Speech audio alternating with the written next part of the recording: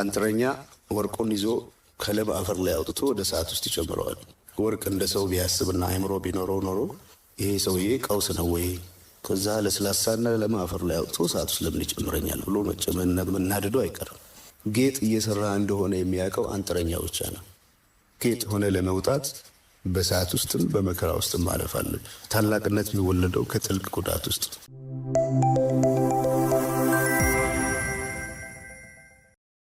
ጓደኛዬ ዘፈን መስራት ካቆመ 10 ዓመታት ያለፈው ድምፃዊ ነው። ዋና ስሙ ሩፋኤል ሲሆን ለደህንነቱ ሲባል ዘነመ እያልሁ ጠራዋለሁ። ከቀናት በአንዱ ሰንበት አሜሪካን አገር ዋሽንግተን ዲሲ በሚገኘው ወለላ ምግብ ቤት በረንዳ ተቀምጠን አስተናጋጅ እንጠብቃለን። አንዲት እንዲያው በደፈናው የአፈወርቅ ተክሌን ስዕል የመሰለች ሴት ከፊታችን ብቅ አለች። አድናቂ ነኝ። በጣም አመሰግናለሁ አልኩ። ፈርምልኝ? ምን ላይ ልፈርም? አድማጮቼ ሆይ ባታምኑኝም ከመናዘዝ ወደ ኋላ አልልም። እየተሽኮረመመች ጡቴ ላይ አለችኝ። እኔም ከኢትዮጵያ ባህል ጋር ላለመጋጨት ከጡቷ ጋር ደግሞ ሙሉ በሙሉ ላለመቆራረጥ የጡት ማስያዣዋ ላይ ፈረምኩ። የት ነው የምትኖሪው? ሪችመንድ ነኝ። ከ2 ሳምንት በኋላ ግን ወደ አገር ቤት ትሄዳለሁ። ዕቃ ይዘሽልኝ ትሄጃለሽ? ኖ ፕሮብለም። ይሄ ለአንተ የማደርገው ትንሹ ነገር ነው። ለእኔስ? አለ ዘነመ። ቤቴ ራት እንድጋብዛችሁ ፍቀዱልኝ። ቆንጆ ጭቅና ጥብስ መስራት እችላለሁ። ደስ ይለናል አለ ጓደኛ የተሽቀዳድሞ። ትንሽ ቆይቶ መጣሁ አለና ሹልክ ብሎ ወጣ። አግብቷል ስትል ጠየቀችኝ። 4 ጊዜ አግብቶ ፈቷል። አንተም ፈት እንደሆንክ ሰምቻለሁ። ልክ ነሽ፣ ሥራ ፈት ነኝ። ሸበላ ነገር ነው። ጠባዩስ ብትይ ዘንዶ ያለምዳል። ወደ ፊልም ቢቀየር 2 ሲዝን የሚወጣው ወሬ ስናወራ ከቆየም በኋላ እኔ የምልህ እስቲ ስለ ዕቃው ንገረኝ አለችኝ። ጎን ለጎን ሆነን ስንሸና እንዳየሁት ከሆነ አስተማማኝ ዕቃ ነው ያለው አልኳት። እኔ እንኳን የጠየቅኩህ አገር ቤት ትወስጅልኛለሽ ስላልከኝ ዕቃ ነበር። ብቻ መረጃ አይናቅም።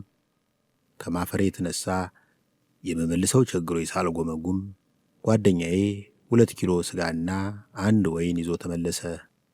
እሳት ጎርሳ ጭስ ተፍታ ወቀሰችው።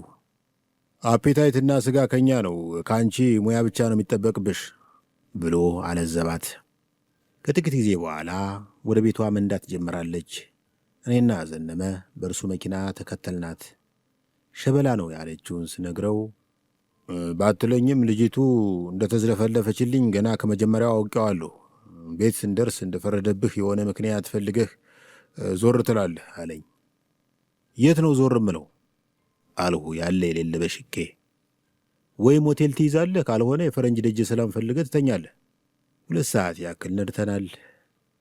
በምትኖርበት ኮንዶሚኒየም በር ላይ ስንደርስ መጥሪያውን ተጫነችው። በሩ ሲከፈት አንድ የጠወለገ ራስታ ሰውዬ ከውስጥ ብቅ አለ። ከወገቡ በላይ የተራቆተው ሰውነቱ በንቅሳት ተዥጎርጉሮ የጥምቀት ሽመል ይመስላል። ሰላምታ እንኳን ሳይመጸውተን ስጋውንና ወይኑን ተቀብሎ ወደ ውስጥ ገባ። ተከትለነው ስንዘልቅ የጫማ የሐሽሽና የድህነት ጠረን ተቀበለን። ስጋውን ከምኔው ጠብሶ አደረሰው። አበላሉን ስመለከት ላለፉት 3 ቀናት እህል እንዳልቀመሰ መገመት አላቃተኝም። እኛን እንደ እንግዳ ቀርቶ እንደ ፖስተኛ እንኳን አልቆጠረንም። ዘነመ ጥግ ይዞ ወይናችንን የምትቀመቅመውን ጉደኛ እየተመለከተ ሸኝን የሚል መልእክት አሳያት። 3ታችን ድምፃችንን አጥፍተን 4 ደረጃ ወረድን። ከጠጉሬ እስከ ጥፍሬ የወጠረኝን ሳቅ ለመቆጣጠር የወዳጄን ፊት ላለማየት መታገል ጀመርሁ። ብዙ አልራቅንም። ዘነመ እርምጃውን ገታ አድርጎ ለመላው የሕንፃው ነዋሪ በሚሰማ ድምፅ እናትሽ ትረዳና ባል እንዳለሽ ለምን አልነገርሽኝም ብሎ ጮኸባት። ልጅቱ ዘና ረጋ ብላ የመለሰችውን ልጻፈውና ታሪክ ፍረደው። አገሩ ሱፐር ቢዚ ስለሚያደርግ ብዙ ነገር ትዘነጋለህ። ባል እንዳለኝ እንኳን ራሱ ትዝ ያለኝ አሁን ነው። ከዚህ በፊት እንዳወጓችሁ ዘመናዊ የራይድ አገልግሎት መስጠት ከተጀመረበት ጊዜ አንስቶ ግድ ካልሆነብኝ በቀር የቤት መኪኖችን አልጠቀምም። የእግሬን ጉልበት ስጨርስ ሚኒባስ አስቆማለሁ፣ አውቶቡስ እጠብቃለሁ። በጣም የሚያስቸኩል ጉዳይ ከገጠመኝ ደግሞ ሰማያዊ ላዳ ታክሲዎችን እጠቀማለሁ። ዛሬ ጊዜ ፊቱን አዞርባቸው ብዬ የድሮ ደንበኞቼ ላይ ፊቴን የማዞር ወረተኛ አይደለሁም። በቀደም ለአንድ የላዳ ሹፌር ደንበኛዬ ደወልሁለት። የት መሄድ ፈልገ ነው አለኝ በስልኩ። መካኒሳ መሄድ ፈልጌ ነበረ። አንተ የት ነህ? እኔም ስራ ሲጠፋ ጊዜ አገር ቤት ገብቼ እያረስኩ ነው። የማትቸኩል ከሆነ መጥቼ ያደርሳለሁ። ሌላው ደንበኛዬን አገኘሁት። ላዳዋን ከውስጥ እንደ ዋሻ ከፍቶ አስገባኝ። በሩ ከውስጥ ስለማይዘጋ ከውጭ የቆሙ የሾፌሩ ጓደኞች ተጋግዘው ዘጉለት። በእውነቱ የታክሲውን በር ከመዝጋት የአገር ድንበር መዝጋት ይቀላል። የላዳው መሪ አሮጌ የዊልቸር እግር ይመስላል። የታክሲው ኮርኔስ በየማዕዘኑ ስለተተረተረ እንደ ሰካራም ፊት ብዙ ቦታ በፕላስተር ተለጣጥፏል። እንደማየው ከሆነ ስፖኪዮ የለህም። ከኋላ መኪና ሲጠጋ በምንድን ነው የምታውቀው ስለው እንጃ ብቻ ቀልቤ ይነግረኛል፣ የሾፌሩ ጥላው ይከብደኛል ሲል መለሰልኝ። ከሾፌሬ እምብርት ትይዩ የፀሐይ ዮሐንስን ቁጥር 1 ካሴት እንደነከሰ መስራት ያቆመ ቴፕ ይታየኛል። ወዴት ነህ ሲል ጠየቀኝ። ቡና ለመጠጣት ቀበና የሚገኘው ኮባ ካፌ እየሄድሁ ነው። ላዳዋን ቆሰቆሳት። ወገቡን እንደተመታ እባብ ስትጥመለመል ከቆየች በኋላ ተነሳች። በየት በኩል እንሄድ አለኝ። የኮከበ ጽባ ተማሪዎችን በክላክስ አስደንብረን የእንግሊዝ አገርን በቆዳ ስፋት የሚበልጠውን የእንግሊዝ ኤምባሲን አልፈን አዲሱን የቀበና ድልድይ ተሻግረን ጃን ሜዳን ወደ ጎን ጥለን ወደ ሳምፎርድ ትምህርት ቤት የሚያስገባውን አነስተኛ መንገድ እንከተላለን አልኩት። ሹፌሩ የልጁን ዕውቀት እንደሚገመግም አባት ፈገግ ብሎ ሲያዳምጠኝ ከቆየ በኋላ አቋራጭ መንገድ ላሳይህ። የላዳ ሹፌሮች የሚመኩበት ትልቁ ነገር አቋራጭ መንገድ ማወቃቸው መሆኑን አውቃለሁ። በምናውቀው መንገድ አይሻልም አልኩት። ግድ የለም የቡናው ማሽን ሳያረጅ እንድንደርስ ከፈለግ በአቋራጭ ልውሰድህ አለኝ።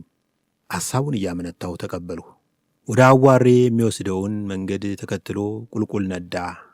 ከዚያ ወደ ግራ ታጥፎ ለደጃዝማች አባተ በቅሎ መስገሪያ የተሠራች ሚጢጢ አስፋልት ውስጥ ይዞ የገባ። ብዙ አልሄድንም። ከፊት ለፊታችን ግልገል ባቡር የሚያክል ሊሞዚን መንገዲቱን ሞልቶ በተረፈው ሰውነቱ ዳርዳር የበቀለውን ስሚዛ እየጣሰ ይጎተታል። ምንድን ነው አልኩት። ሰርግ ነው።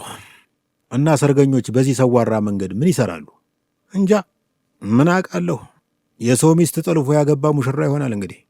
ደንበኛዬ በቅያሜ ራሱን እየነቀነቀ ወደ ኋላ መንዳት ጀመረ። በዙሪያችን የሰፈነውን ምቾት የማይሰጥ መንፈስ ለማባረር አፌ ያመጣልኝን ወረወርሁ። መኪና እያረጀች ነው፣ ለምን አትቀይራትም አልኩት። በምን ልቀይራት? በጋሪ አለ ሹፌሩ። ከዓመት በፊት የሆነ ባለ ሀብት ሰውዬ ዘመናዊ ላዳ አስመጥቼ ሰጣችኋለሁ ብሎ ከእያንዳንዳችን 130 ሺህ ብር ሰብስቦ ነበር። እስካሁን ጠብ ያለ ነገር የለም። ሰውየው ግን ለራሱ አሪፍ ኢንፊኒቲ የሚባል መኪና ገዝቷል አሉ። እና ዝም አላችሁ አልኩት። ምን አማራጭ አለን እንዴ? ወይ ገንዘቡን ይመልስላችሁ፣ አለበለዚያ ኢንፊኒቲውን በፈረቃ ያስነዳችሁ። ሾፌሩ ዞሮ ከጥፊ ትንሽ መለስ በሚል ግልምጫ ገረመመኝ። ለጥቂት ደቂቃዎች ያክል ዋናውን አስፋልት ይዞ ሲገሰግስ ከቆየ በኋላ በራስ አምባ ሆቴል ብብታ አንጻር የተዘረጋች ሰዋራ መንገድ ይዞ መንዳት ጀመረ። ርቀን አልሄድንም። ከፊት ለፊታችን 3 ጎረምሶች መንገዱን ቋጥኝ በሚያክል ድንጋይ ዘግተው ቆመዋል። ይሄ ደግሞ ማን የጣለው የመሠረት ድንጋይ ነው አለ ሹፌሩ አንገቱን ከመስኮቱ አውጥቶ። ተቃውሞ እያሰማን ነው ጀለስ፣ አታይም እንዴ አለ አለቃ መሳዩ ጎረምሳ። ታዲያ የባጃጅ መንገድ በመዝጋት ነው እንዴ የምትቃወሙት? እና ቀለበት መንገድ ዘግተን ልታስፈጀን ነው? ደደብ አለ ጎረምሳው። እኔ የምለው አለ ሾፌሩ፣ የተቃውሟችሁ ዓላማ እኔን ለማናደድ ነው? ለጥያቄው መልስ ሳይጠብቅ እንደገና መኪናይቱን ቆስቁሶ ወደ ኋላ ያንፏቀቃት ጀመር። ብዙ አልቆየንም። ሌላ የተዳፈነች ሚጢጢ አስፋልት ውስጥ ራሳችንን አገኘ ነው። ከፊት ለፊታችን ግራጫ የእዝን ድንኳን ተከምሯል። ውይ አለ ሹፌሩ። ከሟች ጋር ትተዋወቃላችሁ እንዴ አልኩት። መንገዱ መዘጋቱን አታይም? ለመሳቅም ለማዘንም ቸግሮኝ ከራሴ ጋር ስታገል ቆየሁ። ሾፌሩ በረጅሙ ተንፍሶ እኔ እምልህ አለኝ በመጨረሻ እዚያ አካባቢ አሪፍ የቀበሌ መዝናኛ ተከፍቷል። የኢሉባቦር ቆንጆ ቡና አላቸው። እዚያ ለምን አላደርስህም?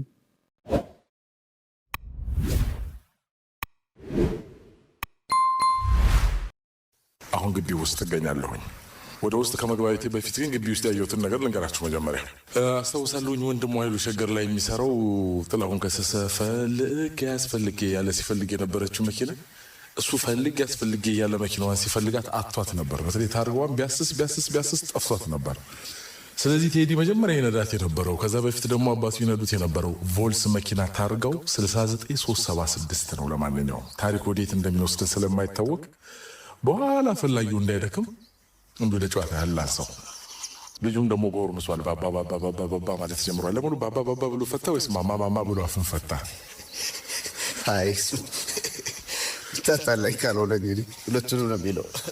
መጀመሪያ አንድ ላይ ነው የሚለው ወይ የመጀመሪያ ባባ ሲል ምን አይነት ስሜት ተሰማ? ተነግጣል። ትንሽ ያለመድከው ስለሆነ ያስደነግጣል። ደስም ይላል በጣም። የአርበኞች ቀን ነው ልክ የተወለደው እና በለቅሶ ቦታ ተተተተ ብሎ ዘራፍ ብሎ ነው የመጣው። መጋቢት 28 በቀደም ሲል አርበኞች የገቡበት ቀን ነው ተብሎ ይከበር ነበረ። ተስፋዬ ገብረ የሚዘፍነው ዘፈን አለ መጋቢት 28 የሚለው ልጆች ሆነን በሱ እናውቀዋለን። በኋላ ደግሞ ሚያዝያ 27 ነው ከጎሱ የገቡበትና ባንዲራ የተሰቀለበት ቀን ነው ይላልና ሁለቱም የድሎች ቀኖች ናቸው። አሁን እንግዲህ ልደቱ የዋለው በመጋቢት 28 ቢሆንም የመጀመሪያውን ልደቱን በደንብ ቤተሰብ ባለበት ለማድረግ ብለን ከፋሲካ ውጪ ለማድረግ አስበናልና ያ ቀን ደግሞ እንዳጋጣሚ የስራ ቀን ዝግ ስለሆነ ሚያዝያ 27 ሊሆን ነው ማለት ነው። እንደ ሁለቱም የአርበኞች ቀን ነው። የሚሸልሉ የሚፎክሩ አርበኞችን ይዤ መጣና በጋራ እናከብረዋለን። የዛንም ቀን መጋቢት 28 የአርበኛ ልብስ ተሰፍቶለት 4 ኪሎ ሐውልት የደን ማታሰቢያ ሐውልት ፎቶግራፍ ተነስቷል። ወደ ዛሬ ጥያቄ ልለፍ። በያስተሰራ አልበም ላይ እንደው በዚህ አጋጣሚ የኔ ምስክርነት ባያስፈልግም በጣም ወዶ አልበም ያስተሰራ ያለ ነው ካንተ። ለምን ብትለይ እያንዳንዱ የሚነሱት ሐሳቦች የባልደራሱም ቢሆን ከአብዳላክም ቢሆን ያስተሰራ ያለም ቢሆን የላምባዲ ነው የሁሉም ሐሳቦች በጣም የሚስማሙኝ። ከዛ ውስጥ አንዱ በተናጠው መርከብ ተምሳሌት ላይ ስትዘፍን ለሕፃንነት ሲራላልገትን አትሌት ብሎት ያላደተ መዳን ሆነ ለመርከቢቱ ቂማው ሆነ አይረዳን እስከሚደርስ ወሬያችን ላዳን ካስተማርሽኖ ፍቅርን በጊዜ አይሻለሁ ወይ በሱ ጊዜ ካስተማርሹ ፍቅርን በጊዜ አይሻለሁ ወይ በሱ ጊዜ የሚል አለ። አሁን ደግሞ ጥቁር ሰው አልበም ላይ ዳገቱ ላይ አትዛል ጉልበት የሚለው ላይ ርስትህ ተራራውን ሞተን ስጨርስ የሚገኘው ሜዳ ላይ ያለው ርስት ፍቅር መሆኑን መስክረሃል። የዛሬው ኮንሰርት ርዕሱ ወደ ፍቅር ጉዞ ነው። የመጀመሪያው ጥያቄ ፍቅር ለአንተ የሚሰጠው ትርጉም ምንድን ነው? እንግዲህ ማንም ሰው ሲወለድ ዓላማ የተፈጠረው ማንም ሰው የለም። እኔ ለምን እንደተፈጠርኩም ለምን እንደተወለድኩም የፈጠረኝ እግዚአብሔር አሳውቆኛል እና ፍቅር ነው ውድ ስጦታ ነው የተሰጠኝ ይመስለኛል። ያ ውድ ስጦታ ደግሞ ውድ ዋጋ ያስከፍላል። ዳገቱ ላይ የሚዝለው ቴዎድሮስ ራሱ የተሸከመው ሀሳብ የሚያስከፍለው መስዋዕትነት በጣም አድካሚ መሆኑን በጣም የሚያጎሳቆል በጣም ውጣ ውረዱ መውደቅ መነሳቱ ክብደቱ ያሳያል። ክብደቱ መጠን ደግሞ ጫፉ ጋር በደረስ ቁጥር ክብደቱ እንደዛው ነውና መጨረሻው ጫፍ ረፍቱ ጋር እስከምትደርስና ሀሳብ ሁሉ እስከሚሞላ ድረስ ተስፋ መቁረጥ የለብህም ይላል። ይህ በአንድ ግለሰብ በራሴ ህይወት ውስጥም እየሄደ በየሰው ስሜት ውስጥም ከሰው ተለይተህ የምትጓዘው ጉዞ ስላልሆነ ፍቅር እንዲኖር የግድ ከሁለት ወይ ከሁለት ሰው በላይ ሰው ያስፈልጋል።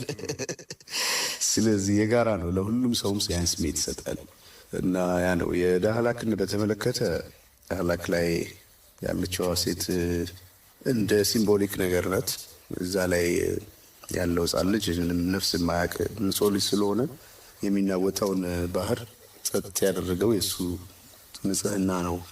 ስለዚህ ያንን ንጽህናው ይህንን ወጀብ እንዳቆሙ ሁሉ የምናሳድገው ልጅ በንጹህ ስሜት ካደገ ቂም ካላወረስነው የሚመጣውን ጊዜ ጥሩ ስለሚያደርገው በጥሩ ጊዜ ላይ ደግሞ እኔና አንቺ እንገናኛለን ይላታል። እንደዛ ነው ትርጉሙ። አንተ እየነገርከኝ እያለ የመጣልኝ ሀሳብ ምንድን ነው? ሎንግ ዎክ ቱ ፍሪደም የሚለው የማንዴላ መጽሐፍ ላይ ሳነበው በህይወቴ በትግል ዘመኔ ከተማርኩት ነገር መካከል አንዱን ረዥም ተራራ ስትወጣ የሚገጥመ ሜዳ ሳይሆን ሌላ ረዥም ተራራ ነው የሚለው ነው። እረፍት ይኖረኛል ብለህ ታስባለህ? በፍቅር ጉዞ ውስጥ ይህን ያልኩ ለምንድን ነው? በዓለም ላይ የተነሱ ፍቅርን አንገቡ የተነሱ ሰዎች ምናልባትም ብዙዎቹ መልካም ነገር አይደለም የገጠማቸው፣ ምክንያቱም ዋጋ ስለሚያስከፍል። እነርሱም የሰበኩት ወይም ደግሞ እነሱ ለዓለም ያስተላለፉት አስተምህሮ እንኳን እስካሁን ተግባራዊ ያልሆኑ። ብዙ ስለ ፍቅር ይነገራል። ዓለም ግን ወደ ፍቅር መስመር እየሄደች አትመስለኝም። ወደ ፍቅር ጉዞ ያልከው ከየት ወዴት የሚወስደውን ይመስላል? የተራራውንም ጉዳይ እንደገና ብትመለስልኝ ደስ ይለኛል። እንግዲህ እንዳልኩ ዓላማን የሚሰጥ እግዚአብሔር ነው። ራእይ ይሰጥሃል። እኔ በልጅነቴ እናቴን ራእዬ ብዬ ነው የጠራሁት። ራእዬ ማለት እንደሆነም ትርጉሙን በኋላ ነው ቅጡን ማወቀው እና ራእይ ሳይሰጥህ በፊት አንድ ሰው በመጀመሪያ ፍጻሜውን ነው የሚያሳየ። ፍጻሜውን መጨረሻውን ታያለህ፣ አካሄዱን ግን አታየውም። ለምሳሌ ሙሴን ከነዓንን እንደሚያወርስ ያንን ቦታ እንደሚያገኙና ያን ቦታ እንደሚደርሱ ይነገረዋል እንጂ 40 ዓመት እንደሚፈጅ መንገዱ ውጣ ውረድ እንዳለው ባህር እንደሚገጥማቸው ብዙ መከራ እንደሚያልፉ ይሄን ነገር ለሌላ ሰው ስታው ነበር የሚለው። ፍጻሜው አለ። ራእይ ሲባል የተፈጸመ ማለት ነው። ባለ ራእዮች ደግሞ የሚፈጠሩት የተፈጸመውን ለመግለጥ። ስለዚህ ውጣ ውረዱ ቢበዛም ባይበዛም የተፈጸመው ነገር አለ። ያን ለመግለጥ ደግሞ የምትከፍለው መስዋዕትነት፣ የምትላላጠው መላላጥ ነው ተሰብስቦ ያንተን ሰብዕና እያጠራው መሄድ። አንጥረኛ ወርቁን ይዞ ከለም አፈር ላይ አውጥቶ ወደ ሰዓት ውስጥ ይጨምረዋል። ወርቅ እንደ ሰው ቢያስብና አእምሮ ቢኖረው ኖሮ ይሄ ሰውዬ ቀውስ ነው ወይ ከዛ ለስላሳና ለም አፈር ላይ አውጥቶ እሳት ውስጥ ለምን ይጨምረኛል ብሎ መናደዱ አይቀርም። እሳት ውስጥ መለብለቡ ሳያንሰው እንደገና የአንጥረኛ በመቆንጠጫ ይዞ ደግሞ ያወጣውና ከእሳት ውስጥ በመዶሻ ይደበድበዋል። ጌጥ እየሰራ እንደሆነ የሚያውቀው አንጥረኛ ብቻ ነው። ጌጥ ሆነ ለመውጣት በሰዓት ውስጥም በመከራ ውስጥም ማለፍ አለብህ። ታላቅነት የሚወለደው ከጥልቅ ጉዳት ውስጥ ሁሉን አሸንፎ ስለሚጨርሰው የመንገዱ ውጣ ውረድ አንተን እንዳያስቀርህ እያነከስክም ቢሆን መድረስ አለብህ እና ይሄ ዳገቱ ምሳሌም ይሄ ነው። የዓለም ተጨባጭ ሁኔታ እርግጥ ነው ፍቅር ሳይሰቃይ ያሸንፍ በመሰረቱ። ነገር ግን የሚቀጥለው ጉዞ እኛን የሚያድንበት መንገድ አንደኛው ፍቅር ነው። ከዚህ ጋር በመለስ ጥሩ ነው። ወደ ፍቅር ጉዞ ያልከውን እንደገና ታብራራ ትችላለህ? ጉዞ ብለህ እንትን ያልከው ከየት ወደ የት የሚወስድ ጉዞ ነው ያንተ የፍቅር ጉዞ? ወደ ፍቅር ጉዞ የሚያድነን ፍቅር ነው። ካለንበት ተወሳሰበ ማህበራዊ፣ ፖለቲካዊ፣ ኢኮኖሚያዊ ብዙ ስብስብ ነገር የመግባባታችን መጠን ነው የበለጠ ውጤታማ የሚያደርገን። ስለዚህ ይሄኛ አካሄድ ተሰብስቦ ቂምን ወደ መሻር፣ ይቅር ወደ መባባል፣ ለልጆቻችን የኛን አለመግባባት ለማውረስ ወይም ለማጋባት መሄድ የለብንም። ፍቅር ያስፈልገናል፣ ሰላም ያስፈልገናል፣ መተባበር ያስፈልገናል። ይሄ ነው ትልቁ የሚያስፈልገን መሰረታዊ ነጥብና ወደ ፍቅር ጉዞ ማለት ወደ ፍቅር ጉዞ ከሄድን ከዳንን በኋላ የምናድነው ብዙ ነገር አለ፣ የምንኖረው ብዙ የተሻለ ነገር አለ። ይሄ ነው ነጥቡ። ስለሰካው ታንቱ ሳስታውስ አንድ ላይ ደምትል አይተናል። ስለ ፍቅር ሲባል ስለ ጠብ ካወራን ተሳስተናል። ታብራራልኛለህ? ዓላማችን ፍቅር ከሆነ በጸብ ከሄድን ስህተት ይሆናል። አለበለዚያ የፍቅር ትርጉሙም ትክክል አልመጣም ማለት ነው። አብረን እየኖርን በልባችን ቂም ቋጥረን ከሆነ የምንነጋገረው እንደማለት ነው። አዎ እሱም አለ። ሁለተኛ ለምሳሌ አንዳንድ መልእክትንም ለመግለጽ የምትጠቀማቸው አንዳንድ ቃሎች ተደርቦ የሚሄደው ትርጉም የመጀመሪያው እንዳለ ነው። እሱ ቀጥ ያለው ትክክለኛው ያለ ከውስጥ የሚሄደው መልእክት ደግሞ ከሌን ሰደበልኝ ከሌን አናደደልኝ የሚል ትርጉም እንዳይዛባና ከኔም ጋር እንዳንተላልፍ ይሄን ሐሳብ እሱ አይደለም ይላል። አንድ ላይ ሆኖንም ተላይተናል ማለት ነው። ወደሚቀጥለው ጥያቄ ሳልፍ ኢትዮጵያዊ የሚባል ፍቅር ይኖር ይሆን? ኢትዮጵያዊ የሚባል ባህል ይኖራል። ኢትዮጵያዊ የሚባል ታሪክ ይኖራል። ኢትዮጵያዊ የሚባል ግን ፍቅር አለ? ከዚህ እንነሳና ወደ ዋናው ጥያቄ ልለፍ። ፍቅር ሀገር የለውም። ራሱ ፍቅር ሁሉን አቀፍ ነው። እንደዛ ከሆነ አሁን ባወጣው የጥቁር ሰው አልበም ላይ ዜግነቴን አፍሪካዊነቴን ረስቸው ነበር ብለህ ስለ አፍሪካዊነት አቀንቅነሃል። የሚገባኝ ፍቅር ከሆነ ዓለም አቀፋዊ ፍቅር ነው ሊኖር የሚገባው። ዓለም አቀፋዊ ነገርን የመሰለ ነገር በተለያዩ የፍቅር ኮንሰፕቶች ላይ አንስታቸው እያለ እንደገና መልሰህ አፍሪካ ላይ ማረፍ ለምን አስፈለገ? ፍቅር ከቤተሰብ ይጀምራል። ሁልጊዜ ከእናት ከአባት ቀጥሎ አንተ ደግሞ ወደምትፈጥረው ቤተሰብ ደግሞ ሊሻገር ይችላል። ከሚስት ከልጅ ጋር ይሄዳል። መቼም ቤትህ ውስጥ ያለው ያልተገለጠ ፍቅር አገር ሊያክል አይችልም። በዚሁ ባለንበት ስብስብ ደግሞ ሰፍተን ከኢትዮጵያም አልፈን አፍሪካን ያክልንበትና አፍሪካን ያስተባበርንበት አቅም ነበር። ያን አክልን ደግሞ ዓለምን የሚያጠምቅ አቅም መሆን እንችላለን። አንዴ በፍቅር ቀዳማዊ ኃይለ ሥላሴ እኮ የኢትዮጵያ መወረር እኮ ነው በሁለተኛ ዓለም ጦርነትን እንዲነሳ ምክንያት ይሆን። ይሄንን ምናልባት ሊቃውንቶች 2 እና 2 4 ነው ብለው ብቻ ድርቅ ካላሉ ይሄ እውነት ነው። ዓለም ላይ ተጽዕኖ ማሳረፍ የሚቻልበት ነጥብ እርምጃው ከዚህ ሊነሳ ይችላል። እርምጃ ግን ከዚህ ሲነሳ መጀመሪያ የሚያክለውን እያከለ ነው እየሰፋ የሚሄድ ያ ማለት ነው። ሌላ ትርጉም የለው እንጂ ዜግነቴ ብለህ መውረዱን ፈልገው አይደለም። አይደለም። ፍቅርን ማሳነስ አትችልም። ወደ ፍቅር ሰፊ ስፋት ትገባለህ እንጂ ወደ አንተ ውስንነት አታመጣው። በነገራችን ላይ ዜግነቴ ላይ የሚለውም ነገር የፍቅር ኮንሴፕት አይደለም። እዛ ጋር ያለው የአይደንቲቲ ጉዳይ ነው። እዛ ፖለቲካዊ ነገር ነው የሚሆነው። ስለ ካልቸር፣ ስለ ማንነት፣ ስለ ቋንቋ ይሄ ነው ራስን የመካድ ነገር እንዳይኖር ነው እንጂ እዚህ ጋር ፍቅርን አምጥቶ እዛ ውስንነት ውስጥ ለማስገባት አይደለም። ወደ ፍቅር ስፋት እንገባለን እንጂ ወደ እኔ ውስንነት ማምጣት አልችልም። ፍቅርን ለማጠየም አይደለም፣ ወደኛ ወደ ጥቁሮቹ ለማምጣት አይደለም። ፍቅር ዘር አይደለም የሚል ግጥም አለ ሰምተው። አሁን በጨዋታችን መካከል ኃይለ ሥላሴ ብለህ ካነሳቸው አይቀር የተለያዩ በከተማው ላይ ያሉትን ቢልቦርዶች ስመለከት እጅን በደንብ ዝርግት አድርጋ ማይክ ይዘህ ጃኑ ደግሞ ደረት ላይ ረፍ ብለው ነው የተመለከትኩት። አጋጣሚ ፎቶ ሲመረጥ እንዲሁ ያንን አንስተው ያንን የተነሳበት ፎቶ ተመርጦ ነው ወይስ አስበህበት ነው እንደዚህ የሆነው? እንደዚህ አሁን በተለይ አሁን የወጡት ፎቶች በብዛት ኮመርሻል አይደሉም፣ ወይም ለውበት ተጠንቅቄ የሰራኋቸው አይደሉም። በመድረክ ላይ በምጫወት ጊዜ በራሴ ተመስጦ ውስጥ ሆኜ በድንገት የተነሱ ፎቶግራፎች ናቸው። ከዛ በተረፈ የቀዳማዊ ኃይለ ሥላሴን ፎቶግራፍ በደረቴ ላይ በምስሎች ያሉበት ካኔተራዎች መጠቀም ብዙ ጊዜ የቆየሁበት ልምድ ነው። ከዘፈኖችም አንዳንድ የዛን ተመሳሳይ ነገሮች ጋር ያለው ተያያዥነት ያላቸው ነገሮች ነው የማደርገው እና ይሄ ፎቶ ተመስጦውን አይተው ስራ አስኪያጅ የመረጠው ፎቶግራፍ ነው። ለኃይለ ሥላሴ ምን አይነት አመለካከት አለ? የእውነተኛ አክብሮት አለኝ። ጥሩ አባት ነበሩ። ጥሩ ንጉስ ነበሩ ብዬ ነው የማምነው። ስለ ኮንሰርት እንመለስና ያው ጊዮን ሆቴል ጉዶ ይፈላል ብለህ ቅዳሜ ማታ አዲስ ይዘው ልትመጣ ያሰብኩ ስራዎች አሉ ወይስ የበፊት ስራዎችን ነው የምታቀርባቸው? አዲስ የሚባሉ ስራዎች ለሰው ከመድረሳቸው በፊት ስቴጅ ላይ የሚወጡ የሉም። ነገር ግን አዲስ የሚባሉ ስቴጅ ላይ ብቻ የሚዘፈኑ አዳዲስ አቀራረቦች ያሏቸው ሰው ጋር ያልደረሱ ከዚህ ቀደም ጊዮን የተጫወትናቸውም አይነቶች ነገሮች አሉ። ሌላም ቢኖር እዛው እንገናኝ። በመጨረሻ ማስተላለፍ የምትፈልገው መልእክት ካለ እድሉ ልስጥህና እግረ መንገድን የማንን ሙዚቃ ደግሞ ልጋብዝልህ? የጥላሁን ገሰሰን ሙዚቃ ጋብዝልኝ። አበባው ለምለሙ የሚለው አበባው ለምለሙ እሱን ለባለቤቴ ጋብዝልኝ እና የሚወዱኝን ሁሉ እግዚአብሔር ያክብርልኝ። በጣም ወዳችኋለሁ። መልካም በዓል ደግሞ ይሁንልን። ሀገራችን ሰላም ያደርግ፣ ፍቅር ይስጠን። አንተንም አመሰግናለሁ። ቴንክ ዩ ቬሪ ማች። በጣም ነው የማመሰግነው።